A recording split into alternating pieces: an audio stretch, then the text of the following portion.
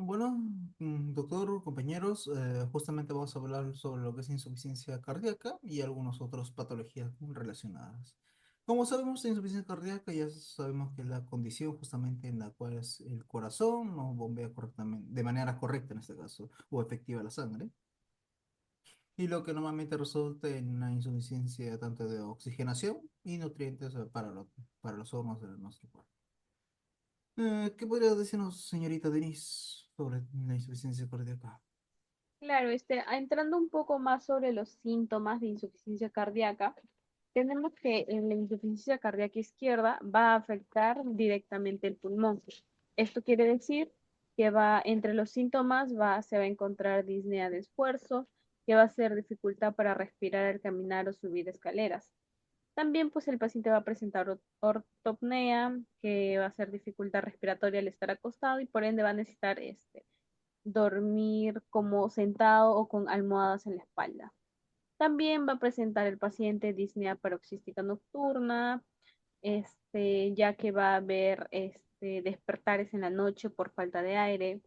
También podría presentar fatiga, debilidad generalizada, palpitaciones y también en este caso sería tos seca o con esputo espumoso rosado, que va a significar que esto solo va a ser en edema pulmonar. También tenemos la insuficiencia cardíaca derecha, que esta sí va a ser por congestión sistémica. Quiere decir que va a generar edema en miembros inferiores, puede ser simétrico, blando y va a dejar fobia. Bueno, el paciente también va a presentar sensaciones de pesadez abdominal, náuseas, anorexia, disminución de la diuresis. Y también recalcando un poco más que en insuficiencia cardíaca global, pues va a haber una combinación de ambos síntomas, tanto como en insuficiencia cardíaca izquierda y insuficiencia cardíaca derecha. Entrando también un poco a los síntomas, los signos signos de insuficiencia izquierda, pues el paciente va a presentar taquipnea, uso de músculos accesorios, estertores crepitantes, se va a oír el sonido S3, que va a ser patológico. Pues también va a presentar cianosis, esto solo va a ser en casos graves. En caso de la insuficiencia derecha, pues los signos que van a presentar, como ya se habló, edema periférico, se va a hablar, o sea, se va a dar esto en los tobillos o incluso en todo el generalizado, o sea, anasarca. También Mm. pues el paciente va a presentar ingurgitación yugular, aumento de la presión venosa, reflujo hepatoyugular positivo, quiere decir que a presión en el abdomen va a haber una distensión yugular, pues el paciente también va a presentar hepatomegalia dolorosa, hígado congestivo y también ascitis. Entre los signos cardiovasculares generales, en conjunto, pues, o entre los más comunes va a ser taquicardia, hipotensión, pulsos débiles y desdoblamiento del sonido S2. Ok, claro, justamente como hablamos en clase, la derecha en este caso, bueno, en este caso la insuficiencia cardíaca derecha, que sería justamente la ventrícula derecha, que se encarga de bombear la sangre, correctamente, no solamente de los pulmones, más que todo a, a las venas ascendentes y las venas descendentes del corazón, más que todo, que en la ascendente obviamente ya tendríamos afectado la parte del hígado, páncreas, como afectaciones justamente de la retención de líquido que comentó.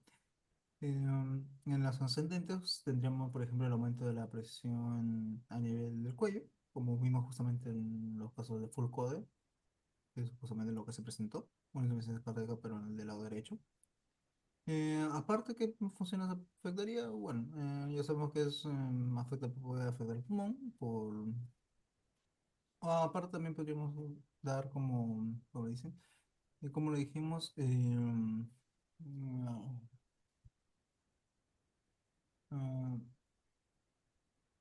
la acumulación de la circulación venosa, en este caso, que se utiliza como un edema periférico, en este caso, especialmente como lo comentaste tú, que se visualizaba en el paciente justamente como especialmente en las piernas y en los tobillos, la hinchazón abdominal, lo que ya también lo comentaste, que fue la citis, que no tengo confundiendo, y la congestión hepática, justamente que es uno de los problemas que también podemos tener, que es la hepatomegalia. ¿Qué más fue? Ah, casi me olvido, la vena yugular, justamente era el ascendente, casi me olvido.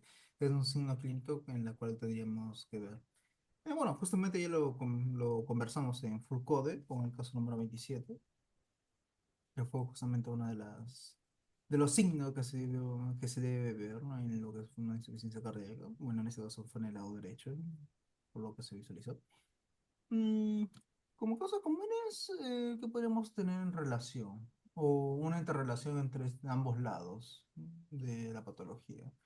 Mm, mm, ¿Cómo podemos decir? En etapas avanzadas, el daño de la insuficiencia cardíaca puede presentarse como ventricular, afectando justamente simultáneamente ambos lados del corazón. Eso implicaría justamente la disminución global de la capacidad del corazón, en este caso, de cubrir las necesidades del organismo. Ya obviamente tendríamos ya unos problemas mucho más graves. En tratamiento y manejo de estos problemas, bueno, aparte de los quirúrgicos y los y de la parte farmacológica, también hacen que ver también el historial familiar, el estado el estado físico del paciente antes de todos sus problemas, qué tipo el estilo de vida que tenía el paciente, consumo de drogas, alcohol, tabaco, comienzos que son altamente nocivos para el cuerpo. Y bueno, como un tratamiento que se da de base, si no me estoy confundiendo, son los inhibidores de enzima convertidora de la enzima, los famosos IEK. También están los beta bloqueadores, los diuréticos y los antagonistas de la aldosterona, que son los más usados, al menos en la parte farmacológica. Mm, Como tal, también sería ajustar el estilo de vida del paciente a un estilo de vida, primero bajando un poco el estrés, como algunos dicen, pero también especialmente lo que es una dieta, obviamente la reducción de sodio, eso sí se va a tener que ver, el control del peso y el ejercicio supervisado obviamente por la parte del área de nutrición. ¿Qué más? Bueno, en casos avanzados ya sabemos que son las intervenciones a través de los dispositivos o incluso la posibilidad de hacer un trasplante de corazón, que ya serían las cosas más graves. Claro, Mm, también podríamos entrar un poco a al síndrome del dolor torácico. claro, Este, pues entrando un poco a la definición, pues se va a referir a cualquier dolor que sea percibido en la región comprendida entre el cuello y el abdomen superior. Esto en realidad puede tener múltiples causas, puede ser cardíaca, pulmonar y gastrointestinales.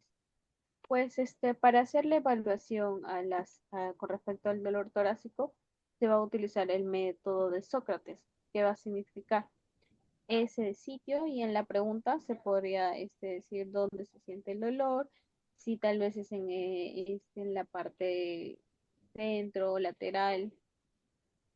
La O se va a usar de cuándo comenzó, si tal vez fue súbito o progresivo.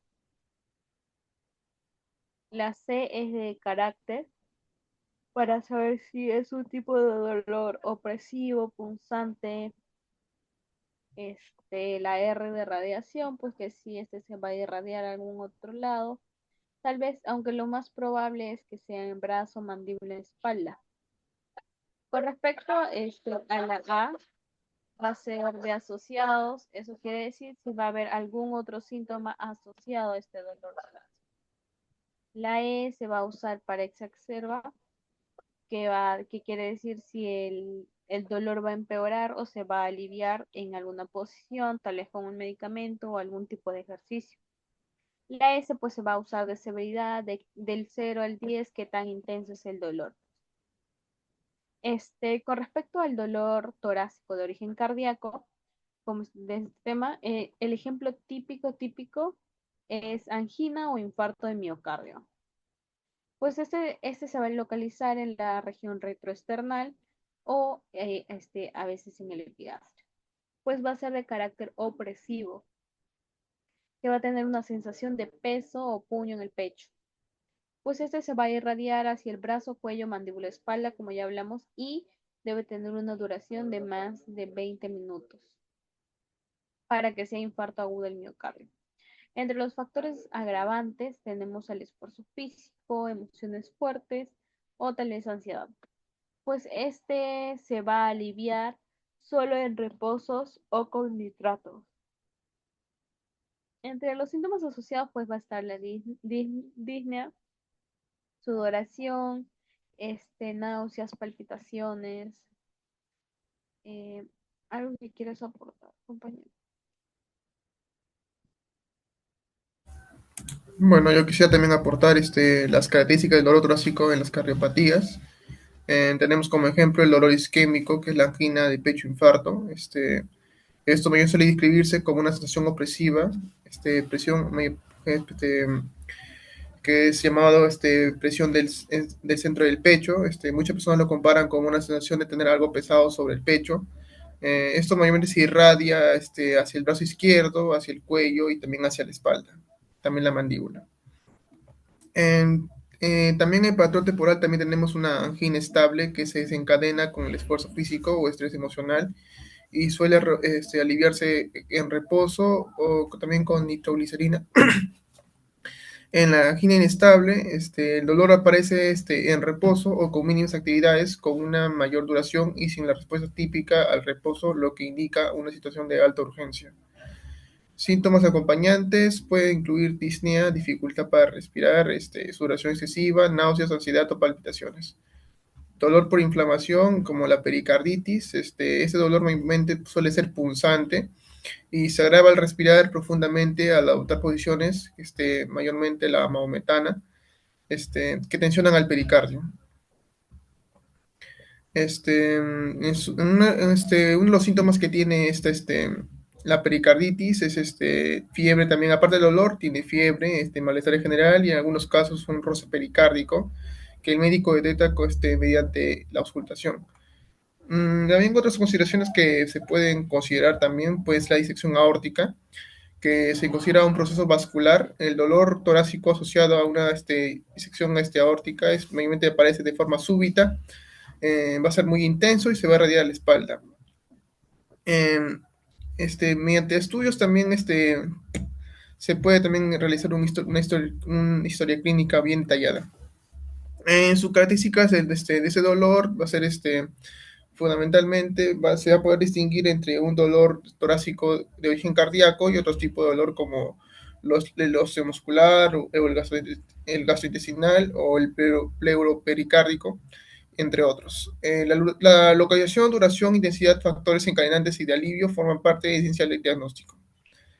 En la evaluación clínica y diagnóstica, ante la presencia del dolor torácico con sospecha de origen cardíaco, el proceso diagnóstico este, suele incluir, por ejemplo, la calidad, la duración, la irradiación, los factores asociados del dolor, se evalúa también el riesgo cardiovascular del paciente y se realiza una búsqueda de signos asociados, ¿no? Como la distensión de la vena yugular en la insuficiencia cardíaca o alteraciones en la auscultación en pericarditis.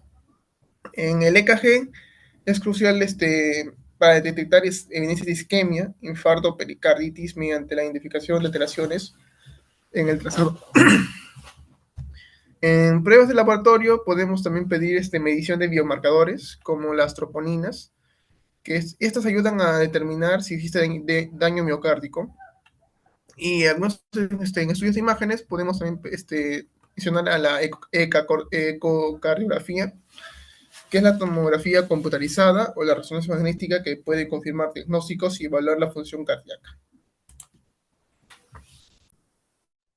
Ok, justo muy buena aportación, compañero, de los biomarcadores. Bueno, justamente hay que ver también cómo podemos utilizar los biomarcadores en manera para evaluar el dolor torácico.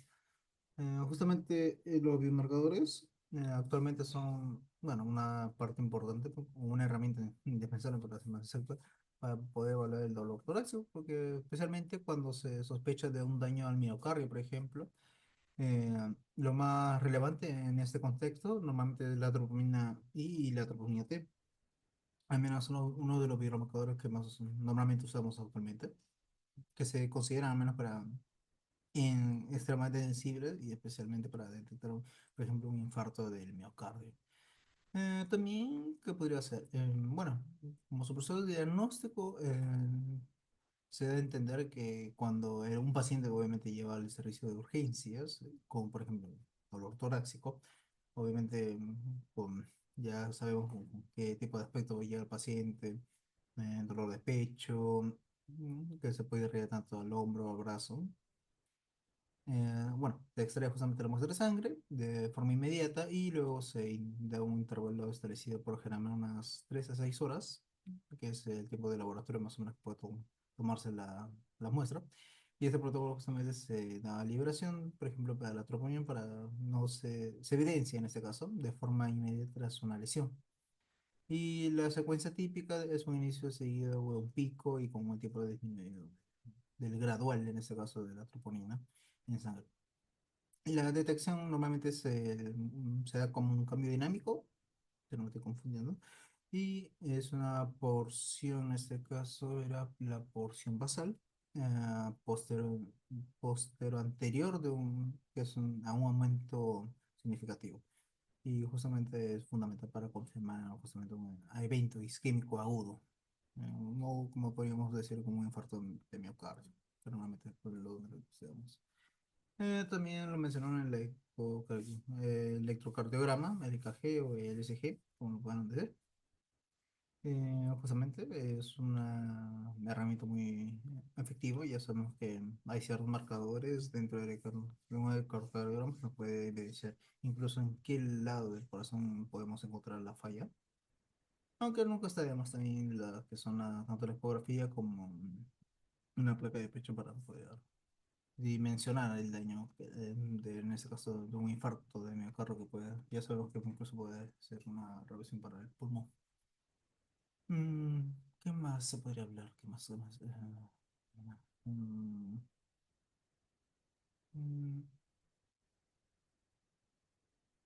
mm, bueno, el uso del monitor también es importante. Me refiero al monitor cardíaco, no tanto al monitor de signos vitales.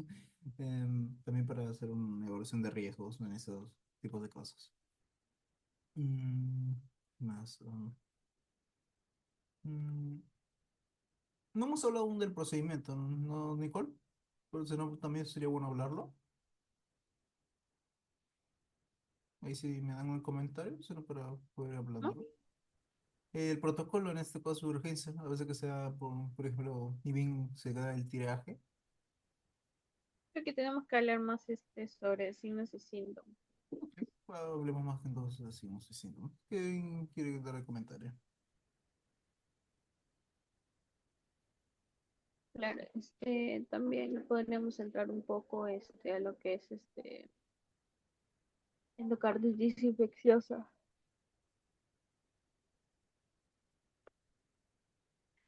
Bueno, entrando un poco a la definición, bueno, de endocarditis infecciosa va a ser una infección en el mismo endocardio, normalmente en las válvulas cardíacas o también conocidas como válvulas nativas.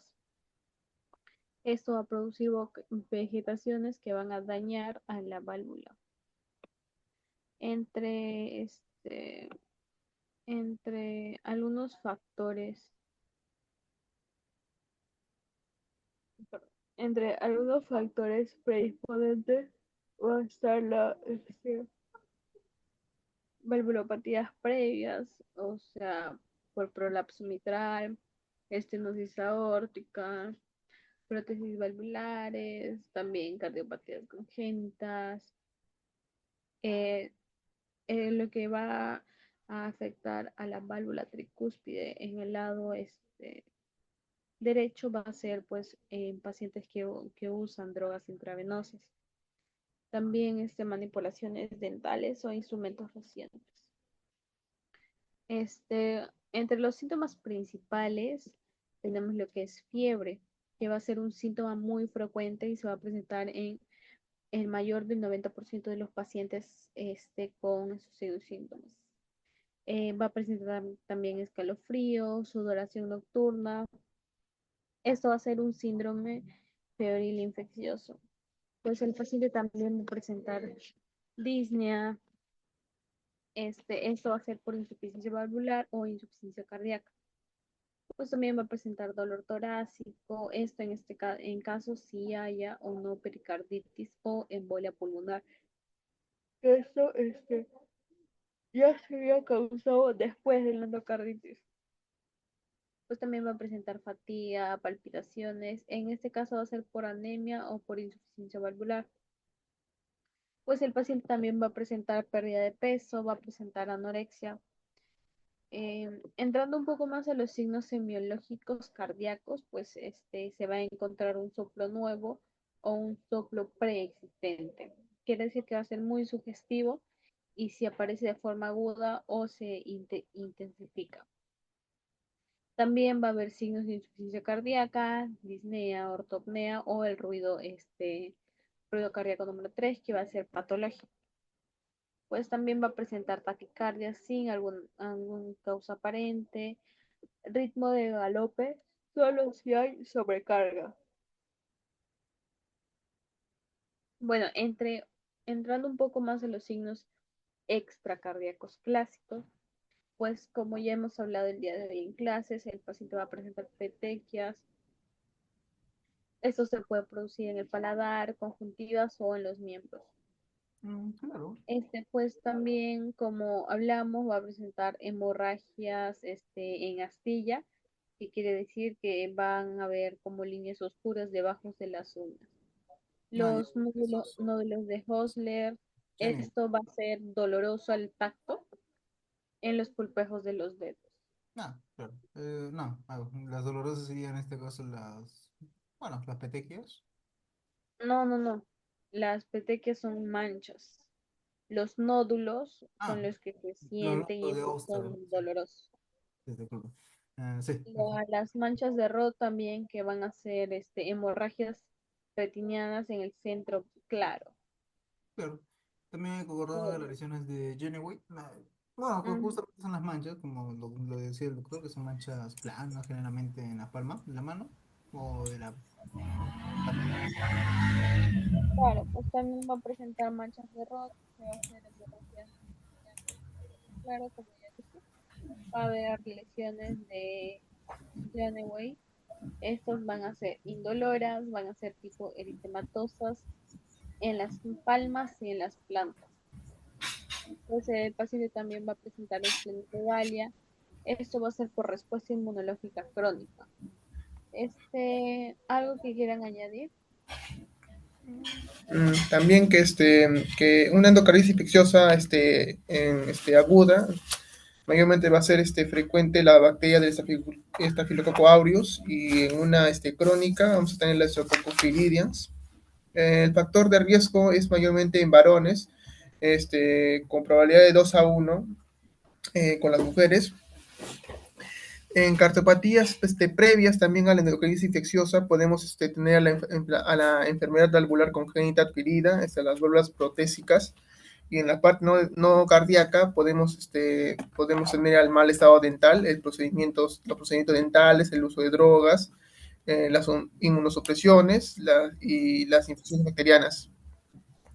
En la afectación, el principal donde va a afectar en la endocarditis infecciosa va a ser en la mitral, pero en pacientes alcohólicos va a dañar la parte de la válvula tricúspide. Un poco de la anamnesis también se podría hablar acá. Mayormente el paciente representa fiebre, escalofríos, pérdida de peso, fatiga, disnea, tos, dolor pleurítico, artralgias, mialgias, clínica, y también una complicación de la endocarditis infecciosa va a ser la famosa embolia pulmonar.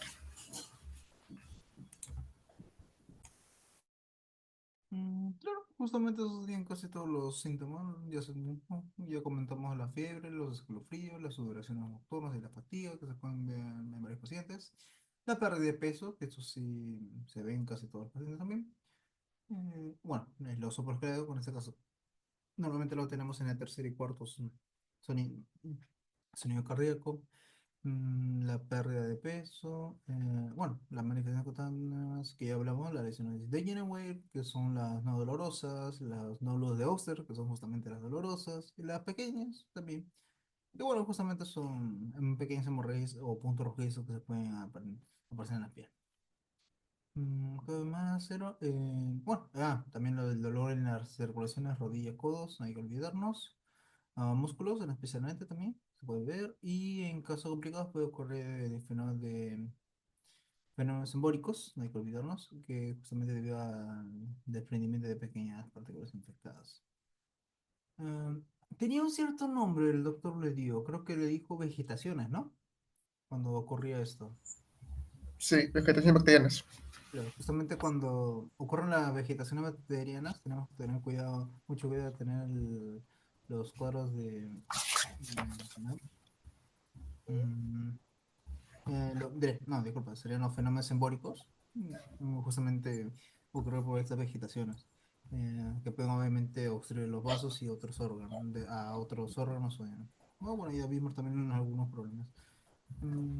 ¿Qué más? ¿Qué más? Mm, ¿Qué más podríamos hablar?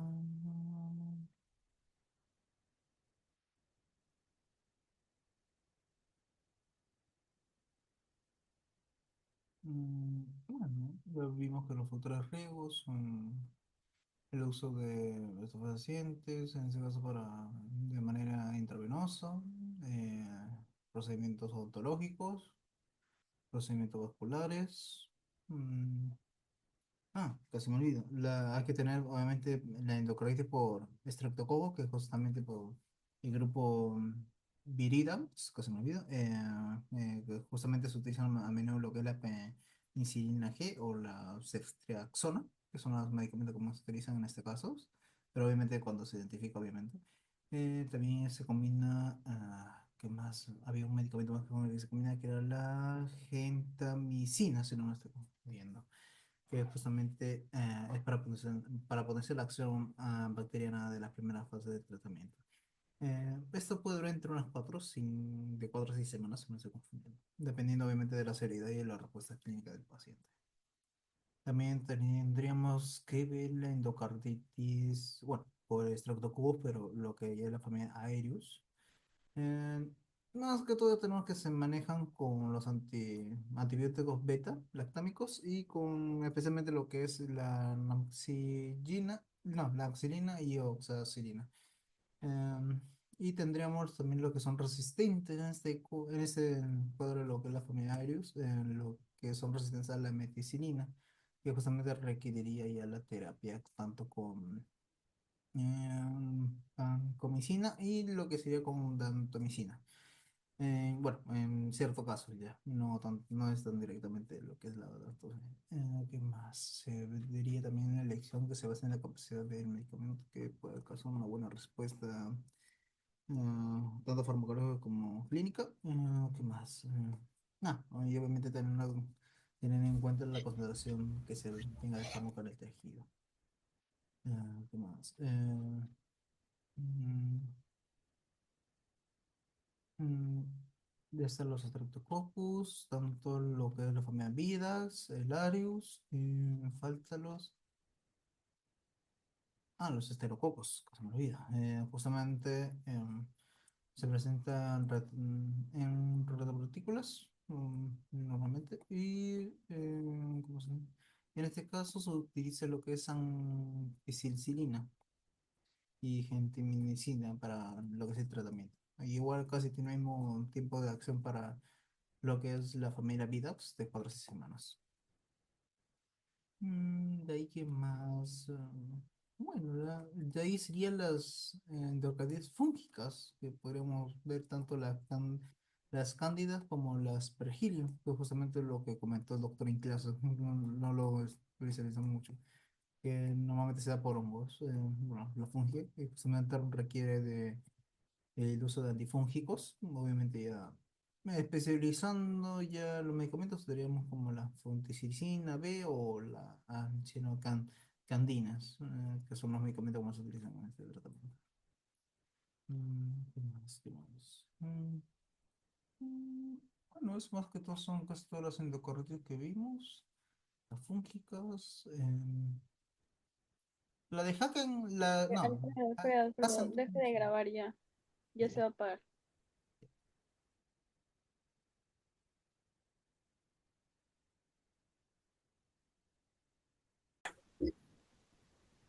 Ahí comienza. Ahora sí, Silvia habla. Ya. Como sabemos que la endocarditis viene a ser una inflamación al endocardio, que es capa interna del corazón, vamos a encontrar esta infección en las personas que pues tienen problemas en consumir drogas por vía endovenosa, los que utilizan Sí, sí, para sí. inyectarse, ¿no? De Y esta va a causar una infección Ya, en las personas que son drogadictas, va a causar la infección al nivel. comienzo. Ya. Miocarditis es la inflamación del miocardio, que es un músculo cardíaco que encontramos al interior del corazón, que es la primera capa, tiene bordeando la sangre, ¿no? O sea, es el que va a estar más en contacto con el fluido sanguíneo que nosotros comúnmente lo llamamos. La miocarditis vendría a ser una inflamación por causa de las fuerzas que ejerce al interior de los vasos por dificultades y de muchas deficiencias, por mal funcionamiento de los fluidos sanguíneos, ¿no? Podría ser por irregularidades, por daños que podría haber ejercido por la inflamación, por daños que ha ejercido malas fuerzas am, y ha lesionado esto las paredes del miocardio, ¿no? Y la infección se puede dar en las partes de la pared o en las aurículas, en la aurícula o también en las válvulas mitral, tricúspide, en las válvulas pulmonares, em, en las válvulas aórticas. O sea, toda esta infección va a ser inflamación de la capa interna que nosotros llamamos miocardio, ¿no? Como el nombre mismo dice, ¿no? Mio. De, y esta va a causar una lesión y puede causar diferentes microorganismos que pueden dañar y causar más lesión, que podrían ser hongos, podrían ser bacterias como el Staphylococcus aureus, va a lesionar también, podría afectar este microorganismo como mm, los hongos, como ya lo había dicho. Puede también lesionar otro tipo de microorganismos que los más conocidos son, como ya le repetí, ¿no? Los estafilococos.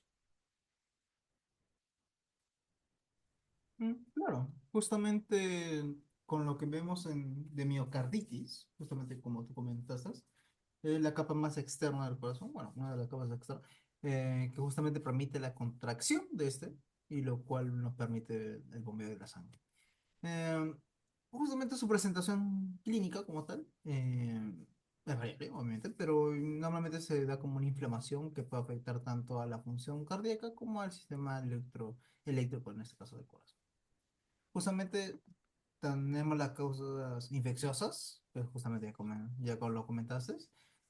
Bueno, ahí creo que es también otro virus, que es aparte del SARS, por ejemplo, del SARS-CoV. Eh, Tenemos los adenovirus y también y dentro de los adenovirus creo que es uno que se llama el Coxsackie, de la línea B, si no me confundo, y algunos que también pueden ser responsables de estas implicadas en infecciones bacterianas o también fúngicos o parasitarias. En las no infecciosas, como una de sus causas, obviamente, serían los factores autoinmunes, las reacciones a algún fármaco o la exposición tóxica también que puede desencadenar una miocarditis. Bueno, como ya sabemos, en caso de miocarditis, lo que sí o sí va a presentar un paciente: el dolor de pecho, la fatiga y la debilidad, la disnea, obviamente ya saben por lo que el paciente tiene que permanecer en reposo y después de hacer un mínimo esfuerzo, las palpitaciones y las arritmias, y en algunos casos, y que ya se pueden ver en la parte de la infección viral, que vamos a la fiebre, los escalofríos, malestar general, por ejemplo, un SARS-CoV, El paciente va a tener dolor de pecho, fatiga, debilidad, disney, aparte va a presentar la fiebre, va a presentar los escalofríos y el malestar general. Llega todo el cuadro. Para hacer el diagnóstico como tal de miocarditis, ya sabemos que sí o sí tenemos que agarrar de cabeza lo que son los electrocardiogramas, es, eh, que justamente puede evidenciar la alteración del ritmo y especialmente el segmento ST y el T. Y aunque no es definitivo, pero es una manera de diagnosticarlo. También sería bueno lo que es la resonancia magnética del RMC, especialmente útil para lo que es la visualización de la inflamación o si presentaría un edema en ese caso, o la fibrosis del tejido del miocardio, ya que está en la capa externa, se puede visualizar.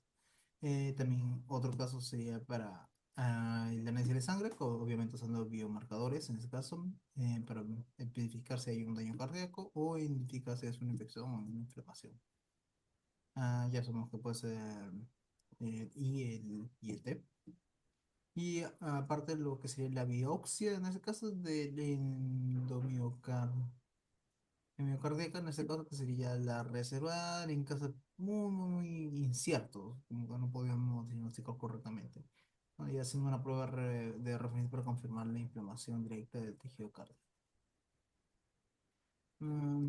Bueno, como su manejo y tratamiento, siempre se tiene lo que es el manejo, por ejemplo, en un caso de triaje rápido o un ingreso de emergencia, en el cual el paciente se tiene que dar restricción temporal, por ejemplo, de actividades físicas, evitar el rocío del estrés, el reposo, el manejo de los síntomas, más que todo.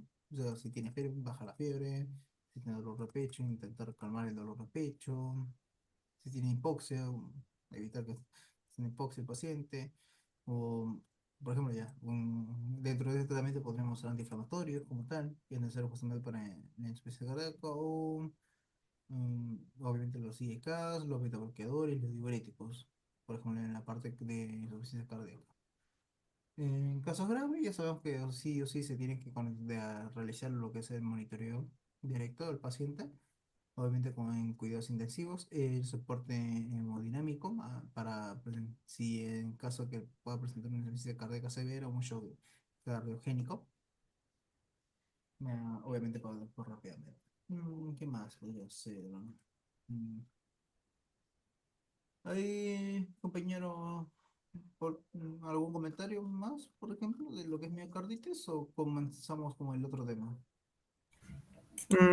Sí, también podríamos también comentar algunas también formas clínicas también de la miocarditis, como que es la parte de la miocarditis aguda, que va a tener un inicio rápido, van a tener síntomas graves como la insuficiencia cardíaca, el choque cardiogénico o las arritmias. La forma fulminante a menudo viral como el adenovirus o el Coxsackie, que pueden presentarse tras un cuadro pseudogripal.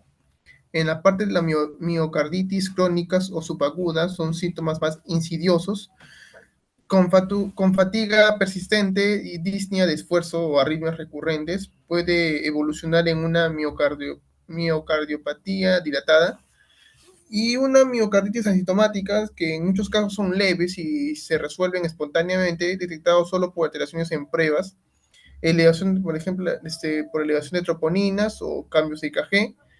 Sus signos físicos serían la taquicardia, el edema periférico, los soplos cardíacos, el brote pericárdico y los signos de insuficiencia cardíaca. Algunos hallazgos también complementarios podrían ser el EKG para las alteraciones específicas, como cambios de la onda T, o unas arritmias o bloqueos de conducción. Los biomarcadores, porque la elevación de troponinas y por la elevación de troponinas y por la proteína C reactiva que nos va a dar la inflamación. También sería bien también solicitar un ecocardiograma que evalúe la función del bombeo y descarta otras causas como las valvulopatías, una resonancia magnética cardíaca que va a detectar acá la inflamación o el edema miocárdico y una biopsia endomiocárdica en gol estándar para confirmar el diagnóstico, aunque rara vez se realiza salvo en casos graves o inciertos. Bueno, voy a pasar al siguiente tema, que es insuficiencia cardíaca. La insuficiencia cardíaca, por lo general, es un síndrome clínico, sangre, para satisfacer las necesidades metabólicas o solo es capaz de hacerlo con altas presiones de llenado. Hablaremos un poco de la fisiopatología de la insuficiencia cardíaca. Esta va a ocasionar una sobrecarga de la presión, también va a sobrecargar el volumen y va a dañar al miocardio. Estas tres, van a provocar una falla en la bomba cardíaca, de las cuales disminuir el gasto cardíaco. ¿Eso qué va a hacer? Primero va a estimular el sistema nervioso simpático, provocando la taquicardia, el aumento de la contractilidad, el tono venoso, el tono arterial y el tono arterioral. En la restricción también en las restricciones podemos ver cambios compensatorios renales, en las cuales podemos ver la parte de hemodinámica que va a disminuir y va a absorber el sodio que disminuye que disminuye con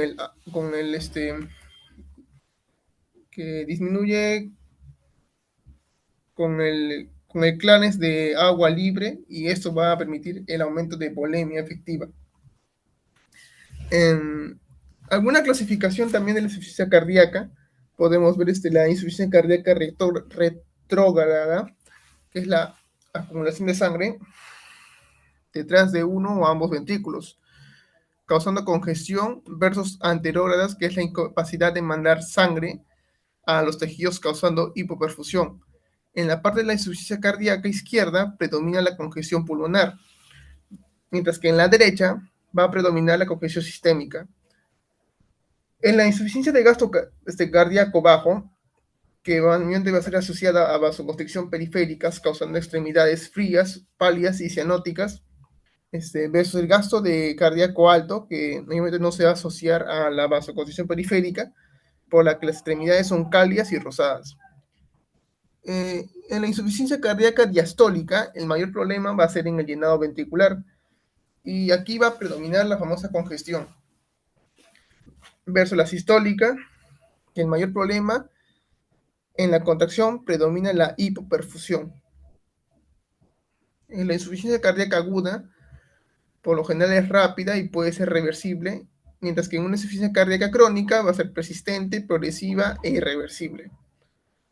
En una insuficiencia cardíaca izquierda, lo que va a suceder es el gasto cardíaco va a estar disminuido. Esto va a provocar una intolerancia en la actividad física y signo de hipoperfusión tisular disminuida. Mientras que en la congestión pulmonar vamos a presenciar el intercambio gaseo de gases alterado, y esto va a provocar la famosa cianosis y los signos de hipoxia. También va a provocar el famoso edema pulmonar. Esto nos va a dar tos como esputo espumoso, también nos va a dar ortopnea y también las famosas disneas paroxísticas nocturnas. La insuficiencia cardíaca, en casos graves, puede también afectar a la derecha. Y en la derecha, por lo general, lo que va a ocasionar es una congestión en los tejidos periféricos. Esto va a provocar el famoso edema y ascitis en declive, la congestión del tracto gastrointestinal, como la anorexia, la disfunción, la pérdida ponderal, y también una congestión hepática, ¿no? Que son signos relacionados con difusión hepática. En las partes de las características semiológicas, en la anamnesis.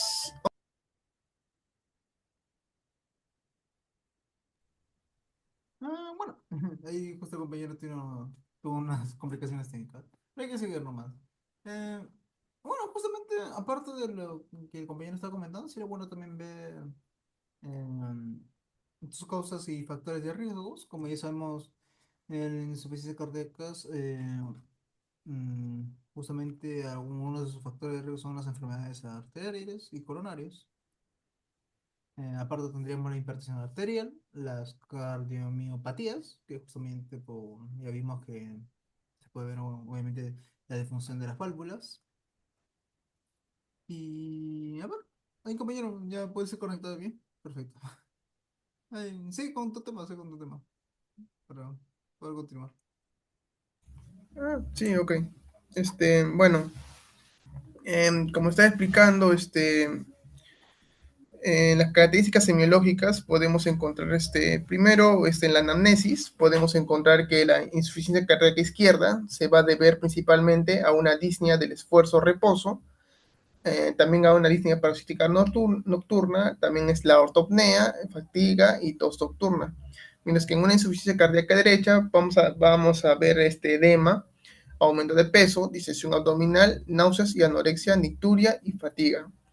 Lo que se va a encontrar en un examen físico, en la parte de la insuficiencia cardíaca izquierda, vamos a ver la taquicardia, la taquipnia, el pulso alternante, el choque de punta desplazado a la izquierda, el famoso ritmo de galope, los crepitantes basales, las sibilancias, como el asma cardíaca, mientras que en la insuficiencia cardíaca derecha vamos a apreciar la taquicardia también, la ingurgitación yugular, el reflujo hepatoyugular anormal, el famoso edema periférico, la ascitis y la hepatomegalia dolorosa. También para recalcar también, para poder reconocer una insuficiencia cardíaca, necesitamos tener en claro los criterios de Framingham. Los criterios de Framingham son, por lo general, para su diagnóstico se necesitan dos criterios mayores o un criterio mayor y dos menores. En la parte de criterios mayores tenemos a la ortopnea, también tenemos a la ingurgitación yugular, a los estertores, la cardiomegalia, el edema agudo del pulmón, el ritmo de galope, el reflujo hepatoyugular y la disnea paroxística nocturna. Mientras que los criterios menores tenemos al edema, al famoso edema, la tos nocturna, la disnea de esfuerzo, la hepatomegalia, el derrame pleural y la taquicardia, mayor a los, 100, hasta los 120 latidos por minuto. Pero Bueno, para, algunos... a ver, ya, eso es para todo. agregar, ya, ahí le agregamos algo de causas causas comunes de la insuficiencia cardíaca. ¿Ya? Causa el estrechamiento, un bloqueo de las arterias que suministran, ¿no? En la irrigación sanguínea y el oxígeno al corazón. Esto también puede debilitar al miocardio, ya sea a lo largo del tiempo, dependiendo también por la edad, por la enfermedad o por los fármacos que ha estado utilizando, dependiendo el paciente si es que ha estado pues con tratamientos antihipertensivos para el colesterol, triglicéridos, eh, y otras patologías que el paciente podía haber tenido, ¿no? Y ahora, en los problemas del corazón que pueden causar la insuficiencia cardíaca son la cardiopatía congestiva, la congénita, también tenemos el problema coronario, ¿no? De las arterias coronarias, izquierda-derecha, las válvulas cardíacas que también son lesionadas por la infección de ser haber debilitado por algunos microorganismos que ha podido afectar, ¿no? Y algunos tipos de ritmos cardíacos anormales, las arritmias, ¿no? Otras enfermedades que pueden causar también son las amiloidosis, efisema, hipertiroidismo, sarco- sarcoidosis, anemia grave y también el excesivo uso del hierro nos va a llevar a tener problemas generalmente debido a la hematocromatosis hereditaria, el hipotiroidismo también, ¿no? Esas serían las causas que pues agregamos, ¿no? A lo que podría haber causado una insuficiencia cardíaca. Mm, claro, justamente, compañero, muy bien dicho. Sería todo. Continúo. Sí, sí, perfecto, yo continúo entonces. Bueno, justamente tú ya me has dado la entrada para ver también los factores de riesgo, justamente. Aparte de lo que tenemos, ustedes ya comentaron, hay que ver los factores de riesgo, porque justamente a veces el paciente piensa que está bien, pero hay algunas cosas en su día a día que puede estar empeorando. Como sabemos, la insuficiencia cardíaca se desarrolla justamente cuando el corazón no cumple adecuadamente su función de bombear la sangre. Justamente la parte directa de como tal. Pero la hipertensión arterial justamente también puede ser un factor de riesgo, la hipertensión, no como tal, la insuficiencia cardíaca. Aparte de las enfermedades coronarias, obviamente que se pueden dar por una obstrucción o un daño crónico de las arterias coronarias debido a una parte, pues, arteriosclerosis, por ejemplo, o la reducción del flujo de sangre y oxígeno al miocardio. Obviamente, realizando una isquemia o un daño celular también. Obviamente, ya dándole más complicaciones para lo que es insuficiencia cardíaca. Aparte tendremos también lo que es la diabetes mellitus, justamente la hiperglucemia crónica, daña justamente los vasos sanguíneos, como ya hemos visto, y obviamente también al endotelio, o justamente aumentando la propensión, en este caso, a la aterosclerosis y consecuentemente el tiro de la función cardíaca. ¿Qué más? ¿Qué más? Bueno, la obesidad, obviamente ya sabemos que a un mayor peso, una mayor cantidad de grasa en el cuerpo.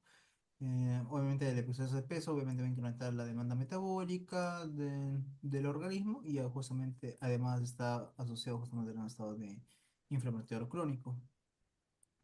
Justamente la aparición de hipertensión, y obviamente puede, ya aparte de hipertensión puede presentar el paciente, como decía, puede presentar diabetes y aparte de dislipidemia en ese caso, o también, y obviamente no hay que olvidarnos el famoso tabaquismo, el consumo del tabaco, el cigarro.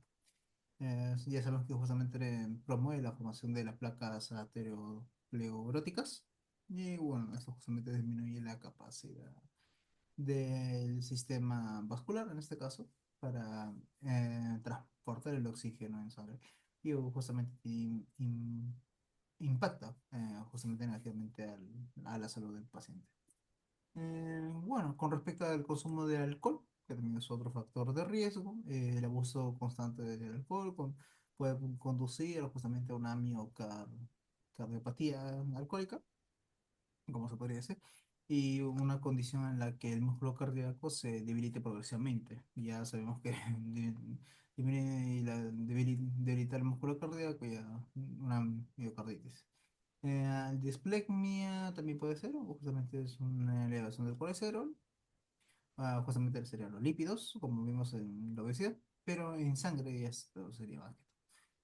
Obviamente la formación de placas en las arterias, lo que puede producir puede desencadenar justamente a problemas coronarios, no especialmente a insuficiencia cardíaca, pero posteriormente sí, se puede dar una insuficiencia cardíaca.